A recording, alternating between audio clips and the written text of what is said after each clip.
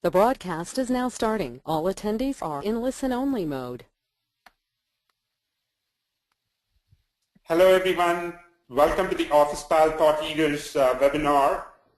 Today, we have Bonnie Low-Kramen with us, and unfortunately, Vicky couldn't join because she had a family medical emergency, and Bonnie can tell you more about it. And so that's let's hope for the best. So let me give you a quick overview about Bonnie and how I happened to meet her. So Bonnie is obviously one of the most respected voices in the admin community. Not only in the United States but world over, right? She's traveled to Europe and other parts of the world and has spoken at admin conferences. And Bonnie's claim to fame is, for over 25 years, she worked with, with a celebrity, who was in fact an Oscar-winning actress, Olympia Dukakis, right? And Bonnie is also the author of the best-selling book, Be the Ultimate Assistant, a celebrity assistant's secrets to working with any high-powered employer. So Bonnie and Vicky, they make a huge difference for all the executive assistants by conducting these weekend workshops called Be the Ultimate Assistant workshops, and they've done those in the United States, Canada, and in London. And Bonnie is also the co-founder and president of New York Celebrity Assistants Association, which is a professional networking organization in New York. And, she's really very, very dedicated to making a huge positive change in the global workplace. So I happened to meet with Bonnie, I think it was about sometime in December, right, Bonnie? If I remember, you were on the admin chat that was hosted by the Executive Secretary magazine. And so, and I think the topic was about the return on investment in administrative staff, and I thought the chat was extremely successful, and you had some really great points. And then we connected and chatted soon after that, and when I shared about Officepal, and you've been very, very supportive of Officepal from day one. And later, a couple of months ago, we had an opportunity to meet in person. When you emceed the Office Ninjas event in New York. Yeah, so we're all looking forward. Officepal community is being very, very excited to have you join us today and share some of your thoughts and tools and tips about lifelong learning. Welcome. Thank you so much, Dilip. Okay, here we go. Thank you, Dilip, and welcome everyone to my first Officepal webinar. Thank you, Dilip. I want to thank you for your vision and your determination to connect the world's office professionals through Officepal. That's pretty exciting stuff and no small feat.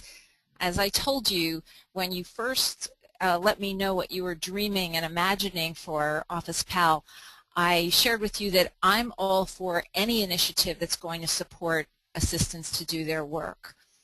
I want you all to know that Vicky is very sorry she can't be here today, but that's what happens. Life happens, doesn't it? That our work doesn't happen separate from our lives, that it happens together. And boy, there's no group of people more ready to adapt to circumstances than admins. So, we put our heads together and talked with Dilip and decided let's go full steam ahead with Vicky's blessing, and then hopefully in a couple of months Vicky and I can come back and talk about this topic again or mix in something else, whatever. So I want to say, well, okay, let me just move ahead for a moment. I think you all know how to enter questions later, and Dilip will be coordinating the questions and answers later on in our session. I want you to know that I'm here to talk about a hot topic that's on the minds of assistants from coast to coast and around the world. And I'm going to minimize that, and I'm going to minimize this. This is not a movie, as Dilip said. All right. The issue is about the value of professional development training for assistants. That I want to talk about the benefits for you, the assistant, and I want to talk about the benefits for your employer and your company. I'm going to discuss why this is important in today's workplace and how you can approach your manager to get their support to say yes.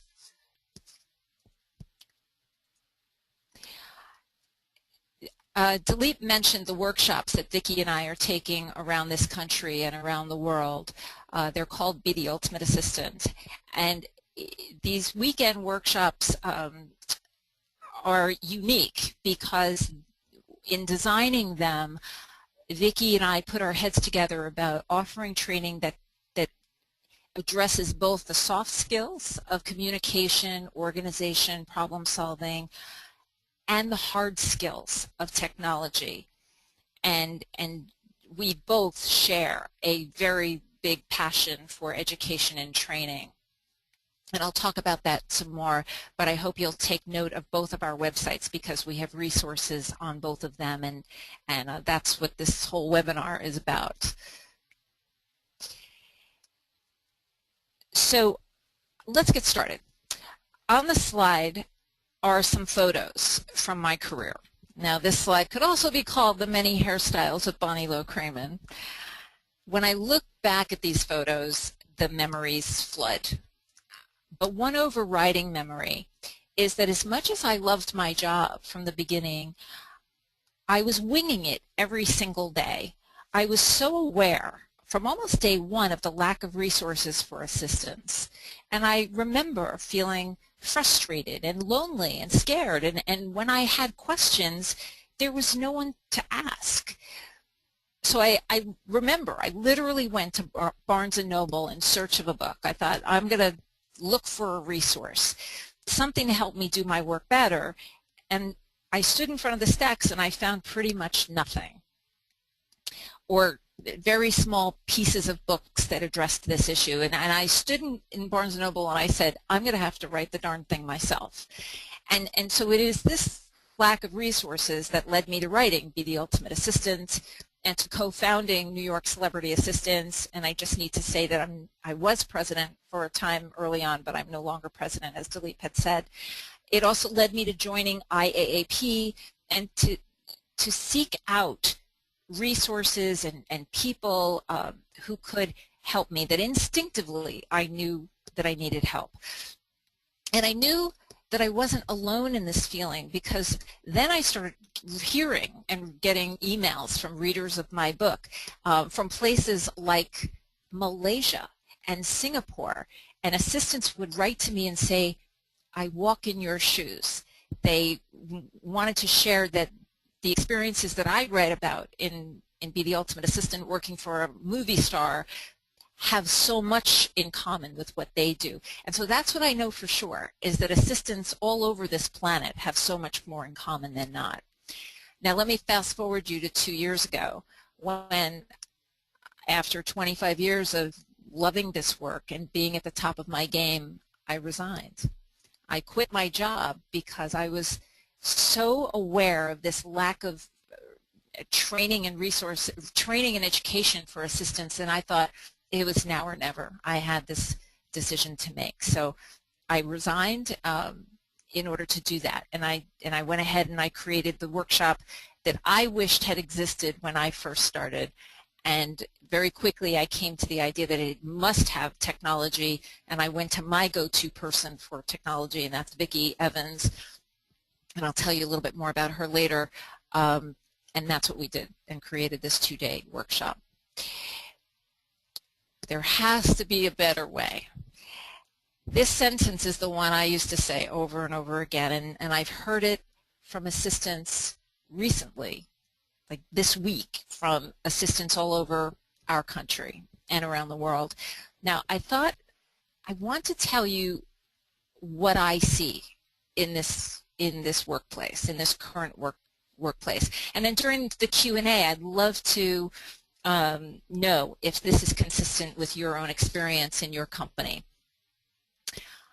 First of all, I think there's never been a better time to be an assistant than right now. But it also has never been a more challenging time. That there's so much more to know today than there was even 5 to 10 years ago. Those, and in our workshops and in my presentations, there are assistants who are often in the room who have been working for 15, 20, 25 years, and the learning curve is incredible what we've survived in all of these years. And then the financial meltdown in 2008 caused a massive shift in roles and responsibilities, from how many people we're supporting to literally where we do our work. The workplace landscape has changed drastically, and the smart leaders are beginning to recognize these changes and the need to invest in the professional development of administrative professionals. But here's the thing. In most companies today, offering training to the administrative staff is still a new idea. Rather, the administrative staff is traditionally undertrained, underserved group of people. You are an extremely and resourceful group of women. The profession, after all, is 95% women here in the United States, 98% women in England, in the UK. You have succeeded in your roles as assistants in spite of the lack of support and training, rather than because of it. And this is what I have heard and seen coast to coast in companies large and small. And you'll be able to let us know in the Q&A if this is accurate in your company. I regularly hear from staffers in companies who have never been offered any training at all as an admin. Managers will tell me that they cannot quantify the ROI, the return on investment, that they cannot see the connection between an admin's work and bottom line profits of the company. The leaders who see the future know that the admins truly are, and increasingly so, are the backbone of the company, and that supporting you to develop your skills is very smart business, and that most definitely impacts the bottom line. If not directly, then very closely indirectly. And the great news is that professional development training is a legitimate business expense, which is tax deductible for your company, and is tax deductible for you if you pay for any part of your training. I want to share a story that I believe is part of a very positive trend. In April, I was hired by Starbucks Corporate in Seattle.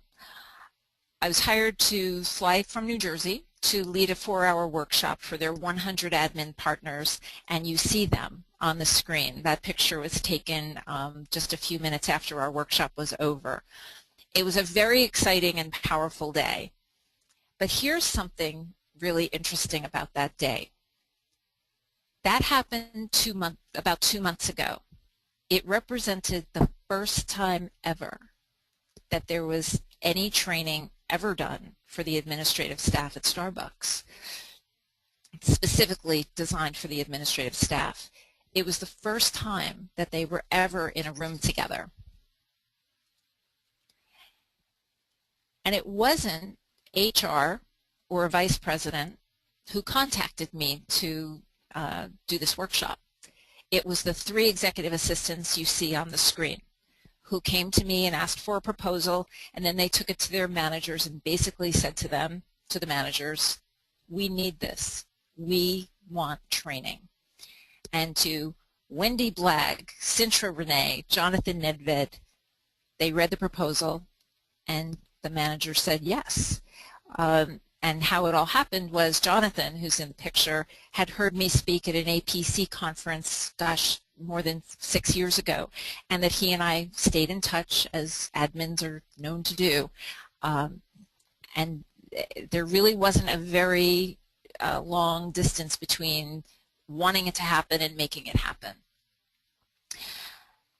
And then just last week, I received this from the CFO of the company, Chief Financial Officer, about the ROI. He was confirming it. I'm sharing this story because guess what? This same scenario happened with 3 other companies just in the last month, where the administrative assistants themselves, the executive assistants, reached out to Vicki and me to investigate what training options are possible for them. So I ask you, who knows better than you about what you need? So if you see the need at your company, I encourage you to take the lead and to do a version of what Wendy, Sintra, and Jonathan did. You know, and I'm so pleased that they are seeing the positive effects. I called Wendy a couple of weeks after the workshop was over and said, how are things going? And she said, we're on fire out here. We're just on fire. And of course, that made me feel great. You know, the fact is, though, that we have a learning gap in our current workplace, and that the prevailing notion that, you know, it's a bunch of firsts going on out there. The prevailing notion is that offering training to the administrative staff is still a new idea. One of the things that Dilip and I agreed on is that in planning this webinar is that our workplace, the current landscape, is demanding that training for admins not be a new idea anymore, that it's not a luxury, it's not an option anymore, it's a necessity, and you can be a part of that necessary change. So let's do a poll. Let's find out the reason if you have not had any professional development training at your company. Here are the choices. Okay, we took away one of the choices because of their GoToWebinar limitations. So choice 1 is you get training. Choice 2, there's no history of training at your company. Choice 3, your manager, CEO, or HR do not see the value. We took away number 4. The new number 4 is no budget, and number 5 is I'm afraid to ask. So let's take a few moments and think about that, and let us know what is true for you in your company. And boy, it's the magic of technology. Here I am in New Jersey, and Dilip and Alex are in California making all of this happen, tabulating the poll. It's a really interesting time, isn't it, about what's going on in this workplace, that the role of the assistant is evolving and changing. It's exciting. It's exciting. It makes some assistants a little crazy, though. So Alex, whenever you're ready, let's put up the results of the poll.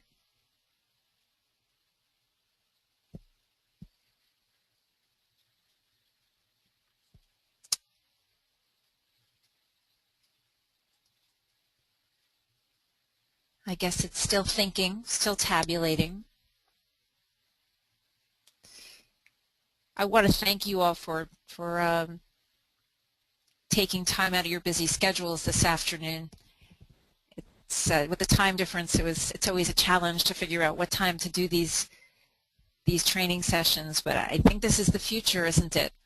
And then they get recorded, and you get to hear all the things that have happened during it. So looks like 70% of the people took the poll, and the results are out, Bonnie. Okay, tell us, Dilip. Yeah, so about 40% say I get training, and 23% no history of training. 9% my manager / CEO / HR does not see the value, and 21% no percent I'm afraid to ask. So roughly about 60% are, you know, still not getting the right kind of training probably that they need. Right. Mm-hmm. Wow. Well, that's I have to say that's an even bigger number than I thought it was going to be. But okay, let's move on. We can talk about that during the Q&A. Oh boy. So another great development in our workplace is the work of this woman, Sheryl Sandberg, who happens to be the COO of Facebook. In March, she came out with this book that's on the slide, Lean In, Women, Work, and the Will to Lead, which I think is a fantastic book. And what Sheryl Sandberg has done is she's reopened the conversation about what it means to be a working woman in the workplace of 2013. And I have to believe with how high profile her beliefs are, and you know, she was, as you can see, she was featured on Time magazine, and if anyone wants that article, I can share it with you. She was on 60 Minutes and Good Morning America. It was just a media blitz. And I think Sheryl Sandberg's work affects our profession and this conversation about the need for professional development because there are now more women than ever in the workforce, and that the numbers of women in leadership positions in our companies is growing. And in order for that to continue happening, education and training, especially in leadership skills, is absolutely needed.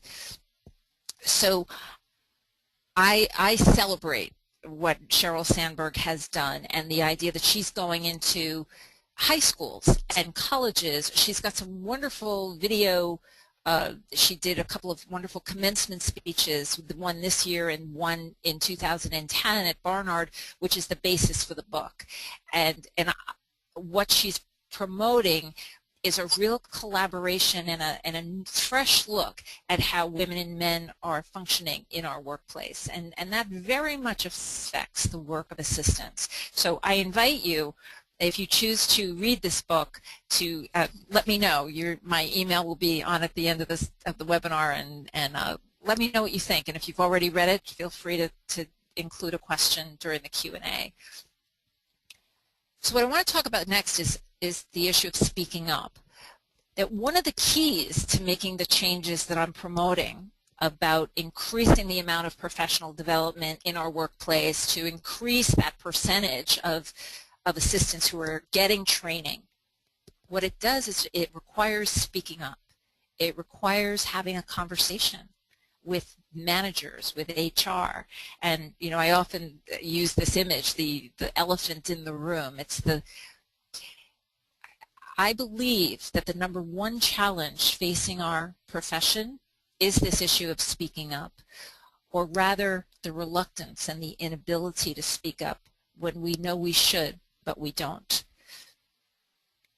As I've traveled around this country and I hear from assistants from everywhere, I know that there's a great deal of fear in our workplace. There's too much bullying, there's too much suffering in silence. Some assistants tell me that they're afraid to ask for training, and that is indicative, you know, on the poll that we just did.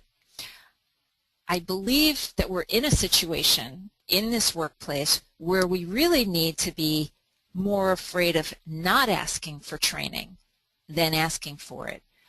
It's so critical that we get training in order to stay relevant, valuable, and marketable as we move forward. I want to share with you a story that just happened a few weeks ago. I was doing a workshop on the weekend, and it was a group of 30 admins in the room, and one of them, I'll name her Alice, not her name. Alice has been working as an admin for 35 years, and she came to the workshop, and she paid for the workshop herself, and she paid for her hotel room to be there. And I went through this segment about the importance of speaking up and getting training, and the workshop was on a Saturday, and on the Sunday I received an email from Alice, and she said that the workshop inspired her to go in on Monday morning and ask for reimbursement for the class. And on Monday she wrote me back and she said she did ask, and her manager didn't hesitate and said yes, he would reimburse her for the class and for the hotel room. And he added that the next time she wanted to take a workshop, that he just asked that she ask him ahead of time. And that was extremely empowering for Alice. But it took a workshop.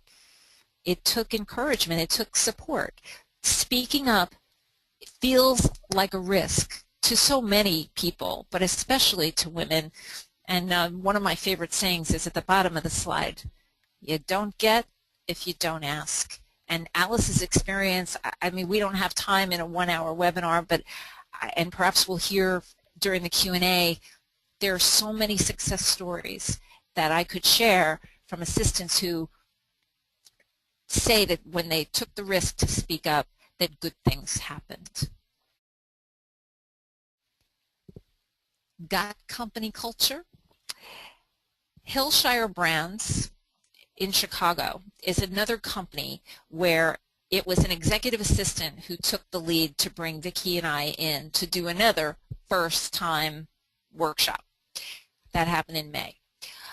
I wanted to share this paragraph from the Hillshire Brands website, though.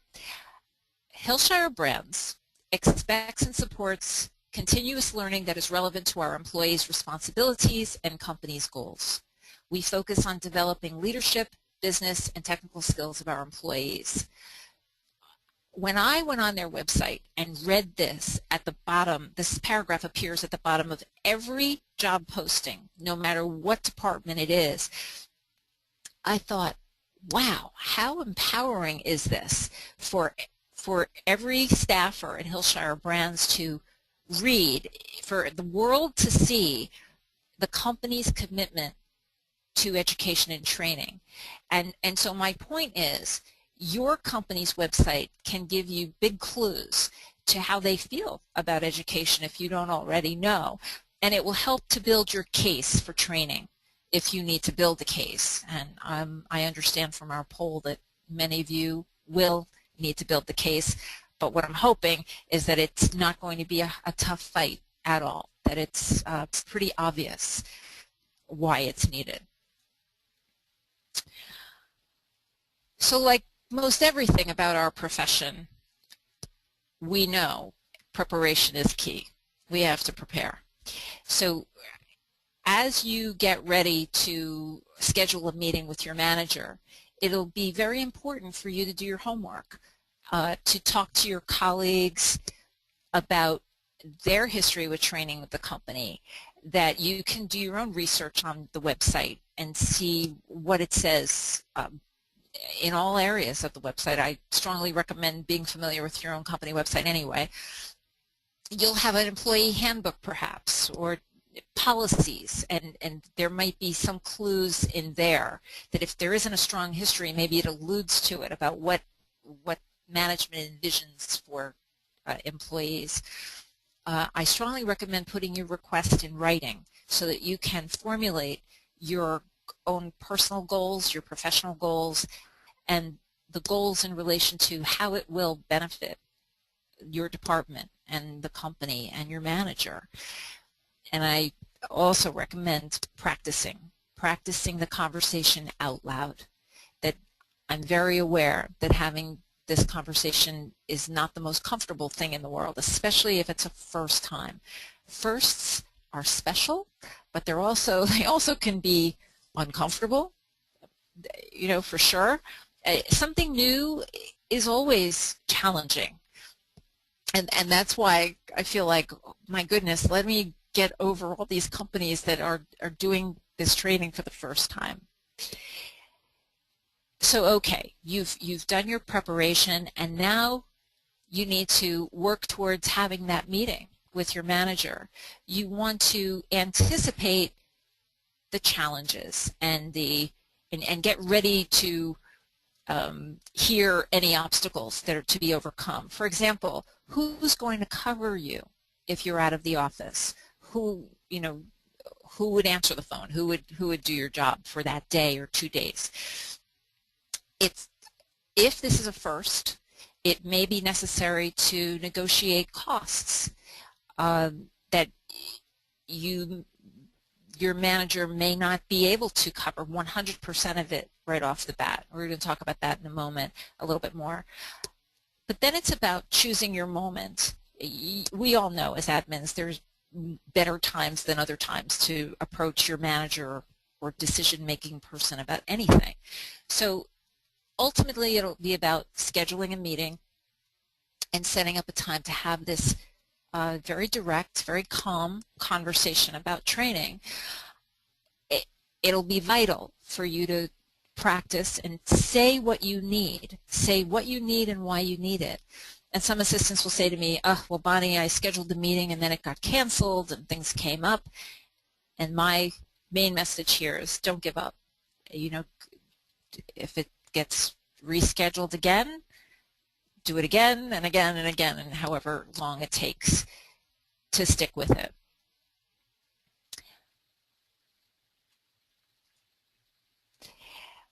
So earlier I talked about the fear, that there's so much fear in our workplace.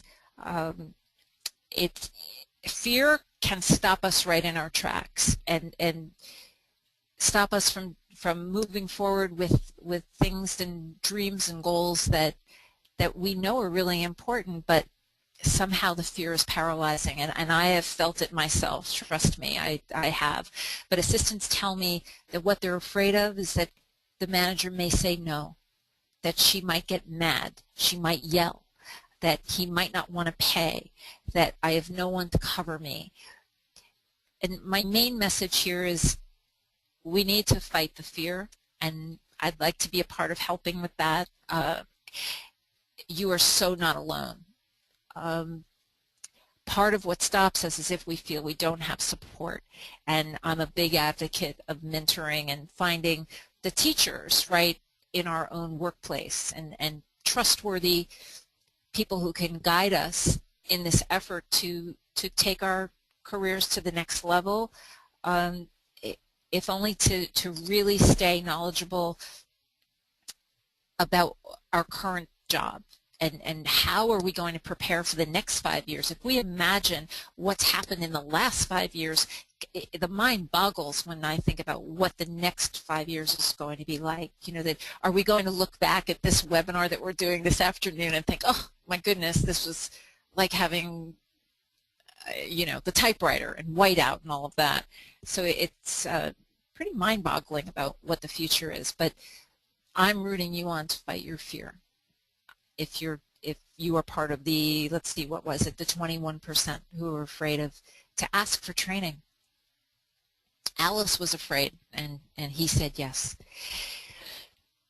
So the power of negotiation, I think it's important to remind ourselves that negotiation is the way of business, that's what our managers are trained to do, that's what we do to some degree in our work, and that compromise is often needed.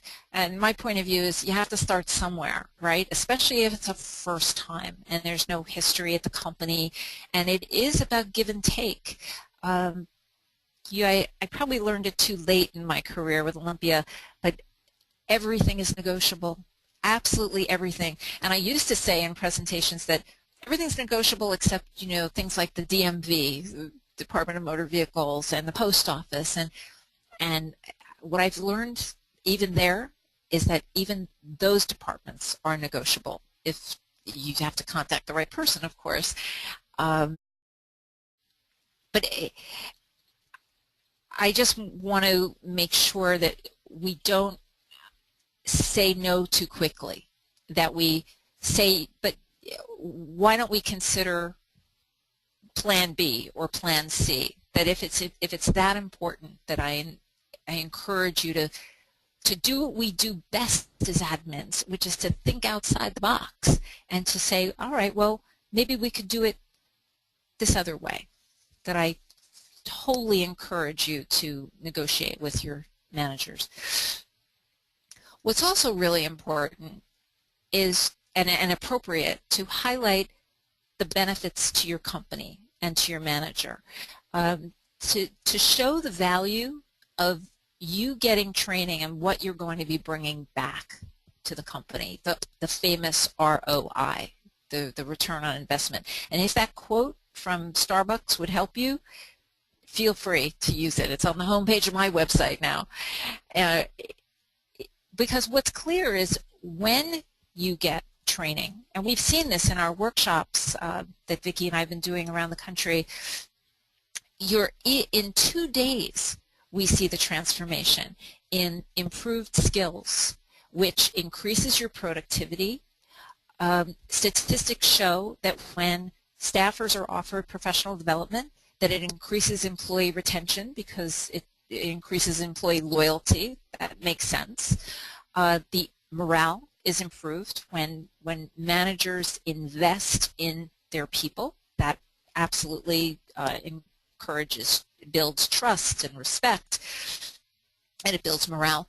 And then it also is shown that staffers take fewer sick days when they're encouraged to develop themselves. And all of that adds up to increased profits. There's no question that when staffers have increased productivity, that profits will increase too. It's just logical. How exciting that in 2013 there are so many training options available that totally did not exist. Well, the IAAP conferences existed, I was going to say 20 years ago, but so many of the other options on the slide did not exist until very, very recently. And I encourage any of you to contact me if you need a way to connect with any of these conferences, but Google is magical and every admin has a way to figure this out. And now we're in the happy circumstance that there are lots of options out there, so you get to choose. Vicki and I have spoken at a number of conferences. We were at London and at Executive Secretary Live, which is a wonderful new conference. There's a lot of new happening. I'm sure you're aware of that. And behind every leader is going into its second conference, and I'm a member of IAAP and have attended numerous conferences and chapter meetings. And my main point is all of these options have their utility and for example, our workshops, we max out at 30 people. And that's a very different experience than sitting in a room with 250 or 300, like I've been at APC and IAAP, and it's fabulous to have that experience as well. So, I think it's just fantastic that there are these options. That I love when I hear that assistants are doing lunch and learns, that I encourage. I love asking assistants, well, what do you do really well?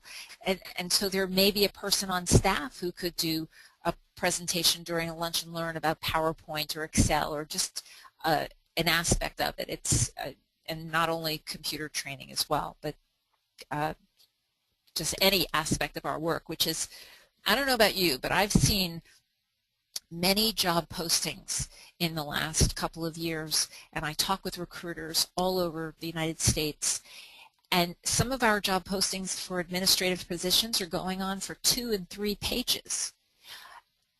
And it's so clear that the skill set, the demands, the requests, the requirements to get hired as an executive assistant, as an administrative assistant, are so much more complicated than they were 5-10 years ago. And all of this adds up to the absolute need for training. And it doesn't happen by magic. That assistants aren't fantastic at what they do by magic. Certainly it takes practice, but first of all, you need to learn what is it that you need to know. Training no longer is a luxury. It is an absolute necessity. If you agree that the workplace landscape has changed and that education is absolutely necessary, then I am hoping that you will find a way to get the training you need to stay valuable and relevant and marketable in today's workplace.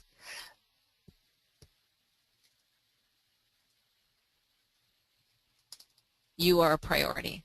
I'm rooting you on to make the investment in yourself. I believe that you shouldn't let money stop you. That initially, if you have to pay part of it, even all of it, for a training that you know is going to bolster your resume and build confidence and self-esteem and self-respect, which are all byproducts of training and education. I've seen it in front of my eyes. It's happened to me. I continue to take classes myself. You're worth it. You're absolutely worth it. And you know, assistants, by the very nature of our roles in support, you know, we're in support of our managers. We are usually behind the scenes. Assistants are famous for putting ourselves on the last on our list. And I'm encouraging you to take a fresh look at it. Warren Buffett said that the most profoundly meaningful investment that a person makes is in themselves and in their own education and development. That knowledge is power, and it's also a bottomless source for your company of loyalty, commitment, and profits. The more assistants I've come to know, we're all so curious, and it's a testament to how resourceful assistants are. I'm so moved when I meet assistants who've been working for 20, 25, 30 years, and how much they've had to learn in that time in order to stay current and on top of it.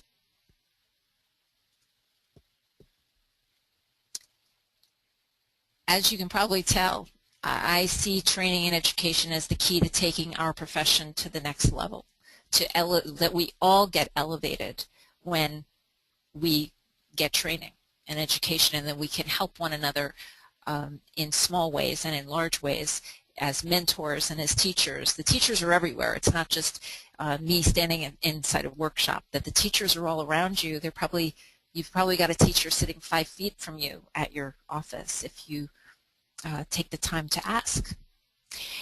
I'm rooting you on to go for it.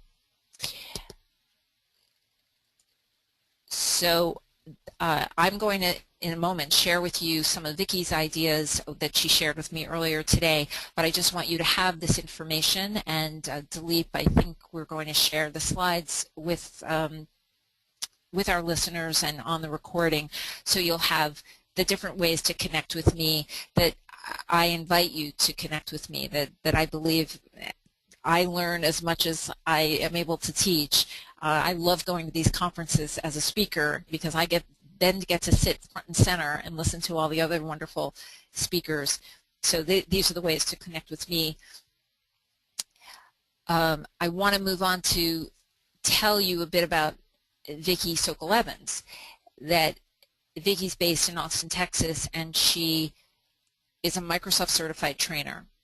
In my book, she's the best technology trainer in the country, and one of the things that makes her so great is that she's a former assistant. So she has been teaching for more than 15 years, and that is her website on the screen, redcapeco.com. So I want to tell you a couple of the ideas that really resonate with every assistant. Okay,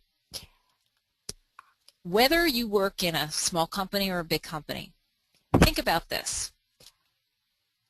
Chances are there's a lot of money that's been spent on hardware, you know, upgrading the actual computers themselves. When I think about how many computers I've had in all these years, the mind boggles. I've lost count. Okay, so we spend a lot of money on hardware, and we spend a lot of money on software. And, you know, Windows 8 is now coming in, and how, you know, how bad was the transition when we went from Office 2003 to 2007 to 2010. You know, all the transitions that we've had to make with software. Here's the statistic that Vicky knows from having worked at Microsoft. The average user uses only 13% of the software's capability. So while our companies may spend a lot of money on hardware and software, we saw from our poll that they're not spending money on the people behind the keyboard us to enable us to use the software that they've just spent a lot of money on. So isn't that a startling statistic? And wouldn't most companies want, ideally, for us to be at using 70% of the capability or 80% of the capability? But no, the average user is using only 13% of Word and Excel and PowerPoint. Fascinating stuff.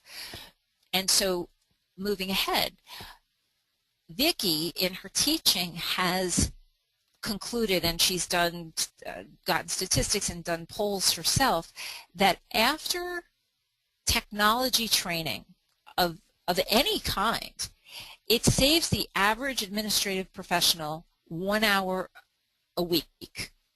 So you save 1 hour of work a week, and that adds up to 4 hours a month.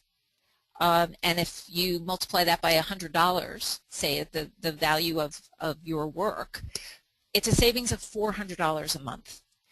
And of course, that dollar value could vary, but if say 5 admins receive technology training and you each are saving 5 hours a week, that's a lot of time that's being saved, and it proves the return on investment.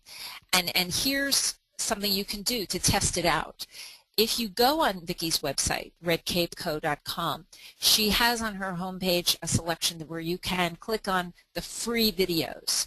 You can subscribe to her free videos and gauge your own skill level on Word and Excel and PowerPoint. It's fascinating stuff that in our workshops, even the most tech-savvy assistants get to understand what they can fill in the gaps about what they know and what they don't know. And most assistants are like me, where we learned computers on a need-to-know basis. And of course you can just turn on a computer and get started, but the actual statistic is that we're only using 13%, and wouldn't it be valuable to our companies and our managers if we could move that up to, gosh, 23%, 33%? I mean, any of those increments would be helpful. So you could begin to test yourself by going on Vicki's website and seeing for yourself. You don't have to tell anybody. You can just view those webinars and see for yourself. So, oh my gosh, here we are at the Q&A. I'd love to hear your questions and know your thoughts about what we've discussed, and especially if you're going to barrel forth tomorrow and take the leap and ask for training. So, Dilip, what questions do we have, sir? Great. Yeah, so we have several questions, and I'll try to see how many we can cover in the next cool. 10 minutes or so. Okay. So the first question is from Karen, and the question is, I want to attend IAAP Tech 14, which is in my town this year. Our department leader has shot down my last 2 suggestions for technology initiatives, and even complained about changing our copier as the lease expired because it doesn't want to learn a new machine. In this negative climate, how can I make a point that attending Tech 14 conference will be beneficial to the company and department? Next March, registration opens in July, and I want to get the request in before budget season in September. I'm 5 years with the company, and only training I have asked for is an annual lynda.com subscription. They are aware of my requirements to maintain my cap. Right. It's a tricky thing. It's a change of mindset. But I think it would be valuable. First of all, I know Vicki would have a great response to this, and Karen, I would encourage you to make contact with Vicki, because she actually has a document which proves ROI. But in terms of the copier, for example, if you even get the specs on a brand new copier, it's about proving with facts how much faster you would be. I think, Karen, if the writing is on the wall that you're not going to get support for this year's conference, you might consider just going yourself and investing in it yourself and taking the risk and coming back and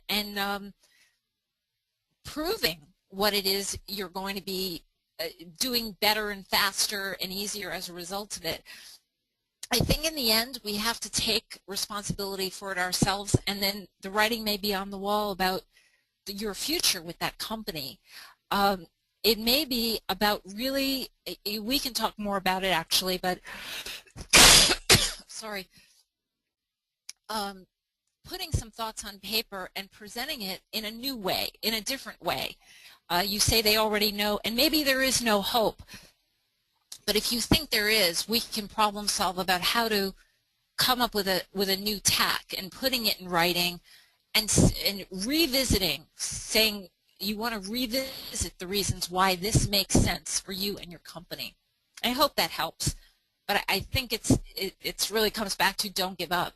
And unless you really see no hope, and then it may mean it's time to move on. You know, if this is a deal breaker for you, and in this climate, I really don't see any options that we have to, if we're going to, we either have to pay for it ourselves or encourage our leadership to pay for it for us, and ideally that would be the case. Thanks, Dilip. Thanks, Karen. Great. So the next question is from Helena, and the question is, who is Dilip Andra? Thanks, Helena, for asking that question. And sorry, I didn't introduce myself. I'm the founder and CEO of Officepal. Officepal is a location-based social network for admin professionals. I mean, my background, I've been a serial entrepreneur here in Silicon Valley. I've done startups both in enterprise and consumer space. And about a year ago, you know, one of the areas that I saw a significant gap was, if you look at in the businesses, you know, there are dedicated software tools for salespeople, HR, marketing, and all the different functional areas you can think of. Now, admins spend a lot of time really, you know, helping the executives and employees be productive, and they really don't have any dedicated tools. All they have is probably an inbox and a calendar and a Microsoft Office, which are very general purpose tools. And so we saw that as a great area of opportunity.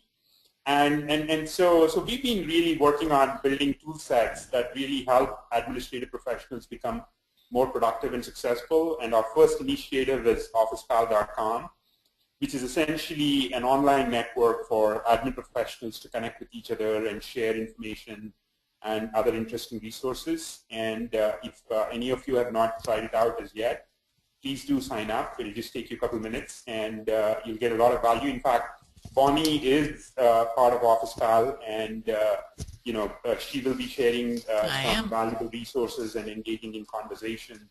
So that would be a great opportunity for you to connect with Bonnie. The next question, yeah, sorry, go ahead.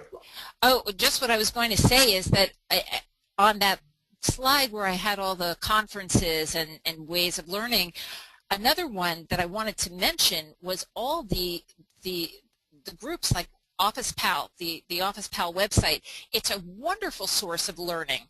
I have picked up so many wonderful tips on Officepal, but also on the LinkedIn discussion groups. I mean, it's just a wonderful resource that really didn't exist before, and it enables assistants from all over the planet to connect on ideas, and I have found it so interesting to get these different points of view. So just wanted to throw that in. Check it out if you haven't already.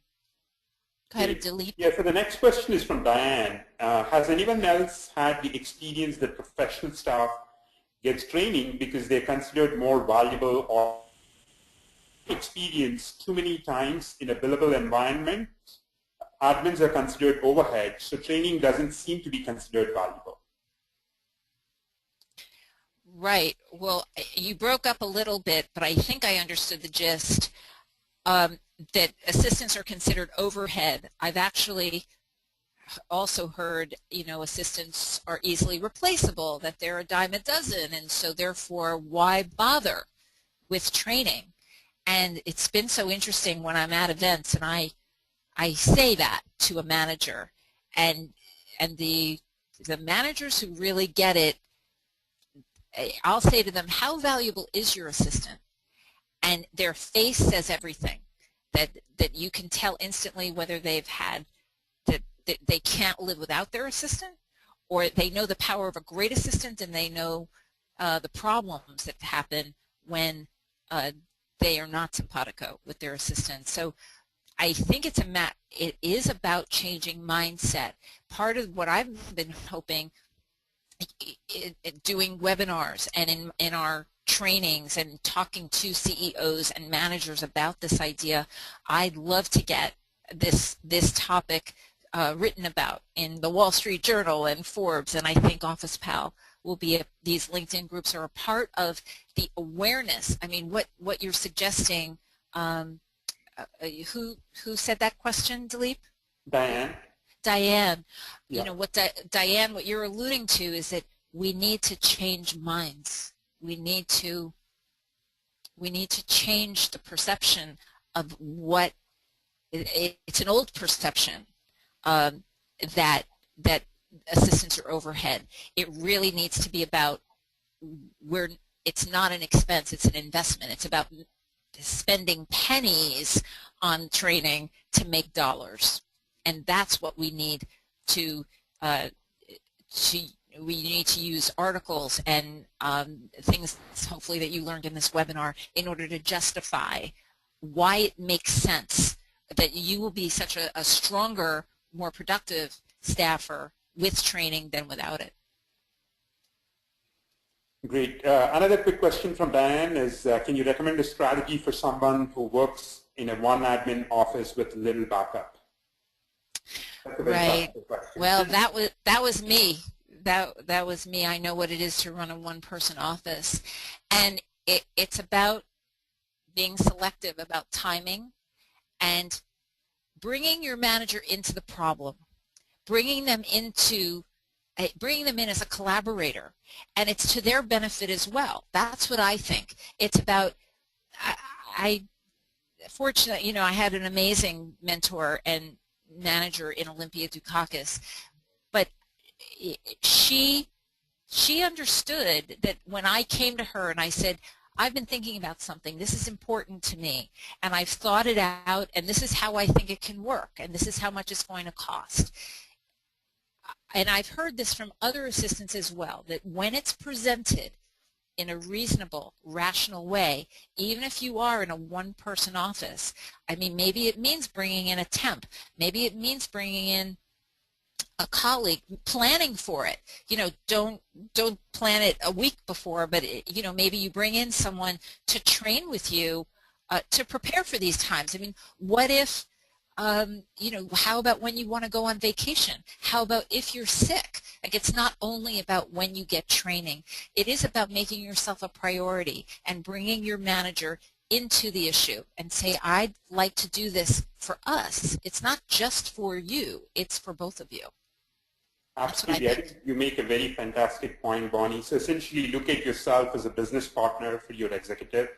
Absolutely. And, you know, essentially what you're going to do is or her and the business overall, right? That's fantastic. So the next question is from Kathy. We may have a lot of fear, perhaps boss does too. If you're suggesting your admin gets training, the admin could take it the wrong way. Does fear go in both directions? Have you asked bosses what they feel? Also, with most of us having multiple bosses, I've seen where none of them want to take responsibility for the admin they share. That's a pretty sad thing.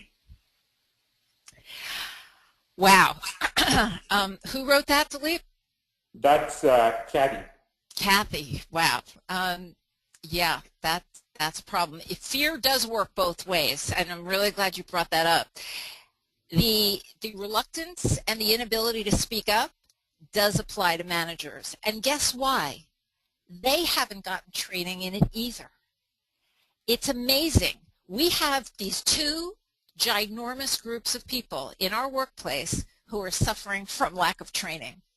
Because executives and managers, they're not getting it either. And they haven't, if you're not taught how to address conflict and confront in a positive way, then there's tons of suffering and silence going on. The managers are stuck not being able to speak to an issue, and then the assistants are as well. But in our workshops I talk about managing your manager, and you saw that elephant in the room on the screen. It's absolutely true, and if you understand that your manager could be having difficulty as well addressing it with you, then perhaps you know the best way to approach your manager, but I'm a big fan of putting things in writing so that your manager has an opportunity to think about it before you actually sit down and have a conversation. And those conversations aren't easy, but it could be, this is what I see, and if you are seen as a person who's trying to solve problems, that you're not a complainer, you're seeing a situation, you're in a great situation to see things. As an assistant, you're the eyes and you're the ears of your manager. We also need to be the mouth. That's what I think. We have an obligation, a responsibility to speak up when we see things that we know need to be addressed. And I think it's a fact that not all managers have an easy time addressing this, Kathy. You're absolutely right. And so contact me. I'd love to help enable you with some tools to help you take this the next step, because it's absolutely the case. All right. So the next question is from Lori. How do we deal with a culture that would rather get rid of more experienced admin who lack training and hire new ones in regard to technology and cost less? Yeah, boy, that's a dilemma. I'm happy to say that in a lot of parts of the country, since the economy has gotten better, that scenario varies from place to place, so I don't know what part of the country you're in. But here's what I see, and here's what I hear from recruiters. I mentioned that job postings are going on for 2 and 3 pages. Well, those demands for to be certified in Office and to have your CAP and your OM, those credentials, those requirements are not coming with inexperienced assistants. So if indeed companies want to fulfill those job postings, they're not being able to do that with inexperienced people. So there's a tricky situation going on. But does that phenomenon exist where they're getting rid of more experienced assistants in favor of younger ones, less expensive ones? Yes, that's true, and therefore the more experienced assistants, we have many assistants in our workshops who are in their 40s and 50s, and the way to land that new job, that next job, is to make sure you're up to speed on all the technology and to be able to fulfill those job requirements. And there's plenty more I could say about that, but any recruiter will tell you this, and it's about staying relevant, marketable, and valuable, to be able to go above and beyond in your job description. And boy, the job descriptions are getting wider and deeper every single day. Great. So the next question is from Judy, which is basically, do you have a list of what training any assistant should receive in order to do their job most effectively? And you have that chart of the soft skills and hard skills, right, Bonnie? So I'll probably post that and share it with everybody on Officepal and right. So Dilip is referring to a chart in my book where I have the soft skills and the hard skills. It's interesting. Many job descriptions around the country are requiring a college degree, and sometimes a degree in a specific area, such as business or social media. It's so interesting. For administrative roles, the demands are varying, but more and more, as executive assistants, for Olympia, I was a personal assistant / executive assistant.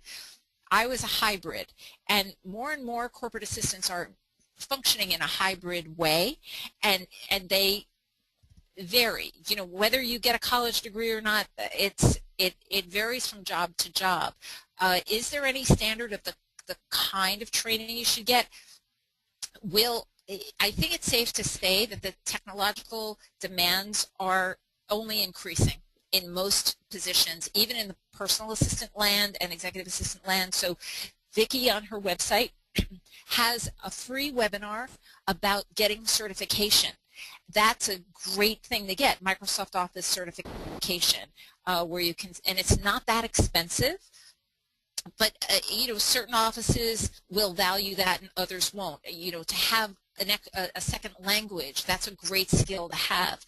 Is there any standard of training? You know, I think the CAP certification, the OM certification, all help. What recruiters say is that they're looking less for the perfect experience than they are for an obvious show of lifelong learning. They want to see that that an admin has taken our workshop, or that they've gotten a certification in CPR, or they're a notary. You know, these things to show on a resume that you are involved in constantly upgrading your skills. That's what employers are looking for these days. So I hope that answers the question. There is no black and white answer to that one, I don't think. But I sure, one of the things I've been trying to do is go into colleges, because recruiters are telling me that the kids who are graduating from college right now are not employable. They're not employable because they're lacking the soft skills that are required in our workplace. So we're needing both the soft skills and the hard skills. That you could do a beautiful spreadsheet, but every assistant who's been working for any amount of time knows that a misunderstanding, a miscommunication, you know, a communication issue can make or break any assistant. So it's got to be both. I hope that helps. Yep, great. So the next question is from Cindy. If you were limited to attending one or two a year, which ones would you recommend? What is the best value for money and time commitment? Oh, wow. Oh, boy, Cindy, you're putting me on the spot here. You know, I think it's valuable to I think you're going to have to choose, you know, in terms of geography and timing. So many assistants have to choose in that way. You know, IAP is going to be in Anaheim, and those people on the East Coast may not be able to go, but the Behind Every Leader conference that both Vicki and I are speaking at in November is at Newark Liberty Airport, and so that will be great for those people on the East Coast. You know, let me tell you what's happened in our workshops, in the Be the Ultimate Assistant weekend workshops, which, you know, we're finding very powerful. It doesn't matter which city we do it in. You know, we did it in Chicago and DC and LA and San Francisco. It doesn't matter which city we do it in. We have assistants flying in from 3,000 miles away. In each case, we've had assistants come in from very far. Why? Because it suits their schedule.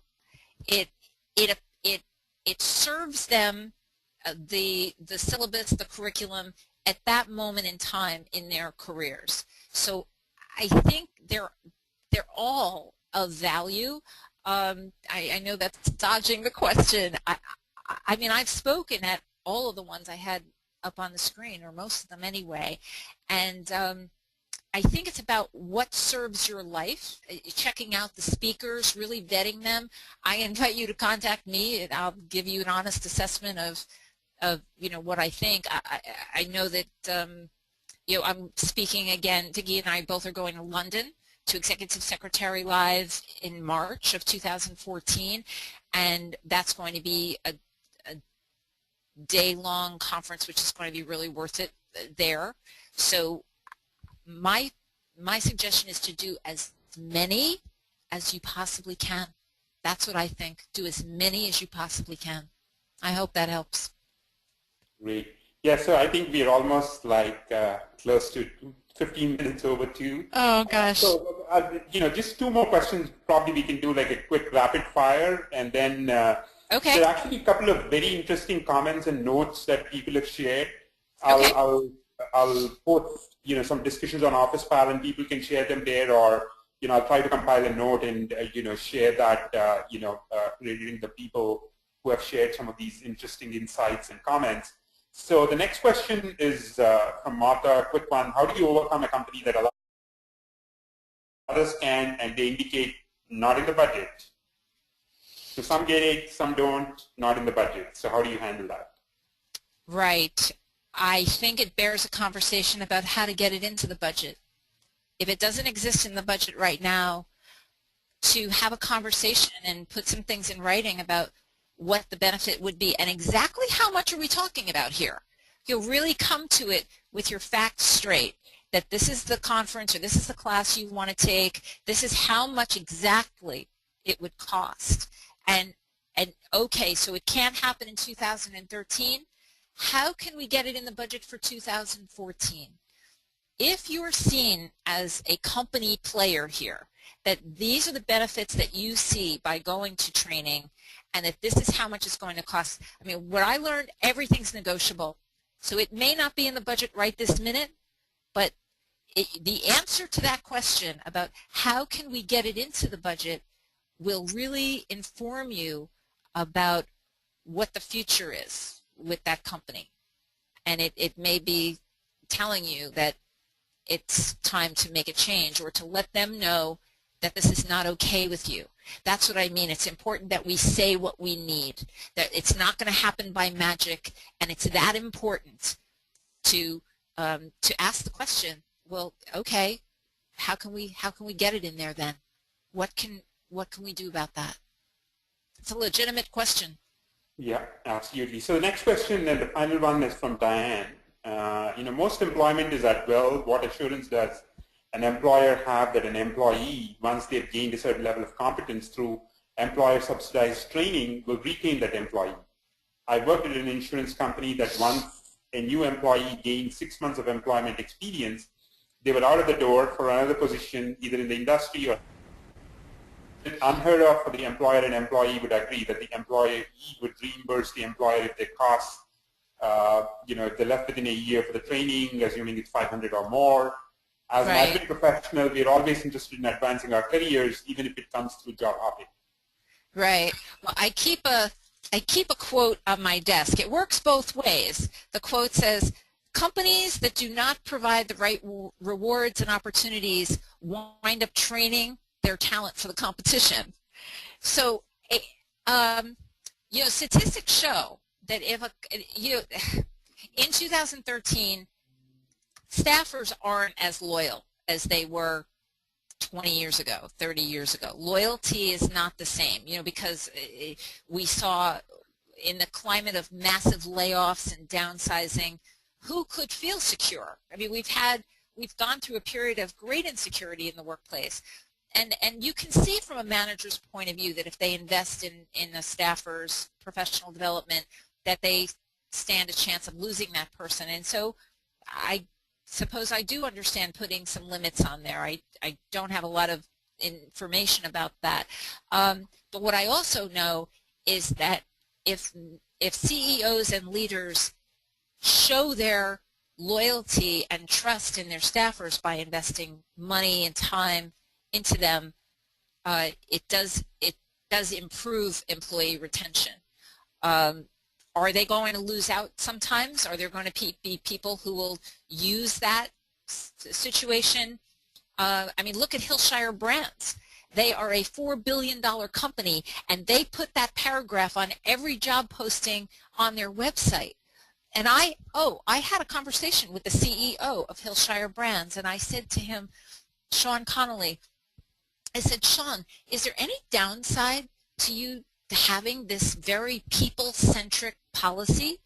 And he said to me, he said, Bonnie, not everybody's going to like it, and those who don't like it leave. Those people who do not want to be involved with lifelong learning leave. So I think it's a double-edged sword, and what I see in this workplace is it's worth the risk. It's worth the risk for company leaders to say, I believe in my staff, I want to stand behind you, I want you to be as productive as you possibly can. So, great. So thank you. Thanks a lot, Bonnie. Thank you very much for your time and sharing all the knowledge and wisdom. And thanks everyone for such an active participation. It's almost like 20 minutes over, and and really I think participated very, very actively in this conversation.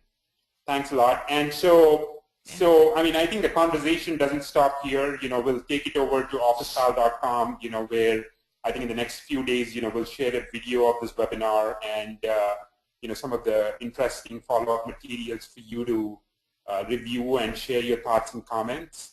And Bonnie will certainly be active to share her thoughts and feedback there as well. Right. And so we will have our next, we have our next webinar on July 10th, where, Debbie Gross, who's the Chief Executive Assistant to the Chairman and CEO at Cisco Systems. In fact, she'll be conducting a live training for some of the international administrators at Cisco, and we will be live streaming it via Officepal on July 10th. So stay tuned for that announcement.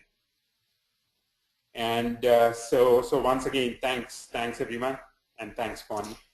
Yeah, thank you. Your questions were awesome. Thank you so much, and I look forward to continuing the conversation. Great. Thank you, everyone.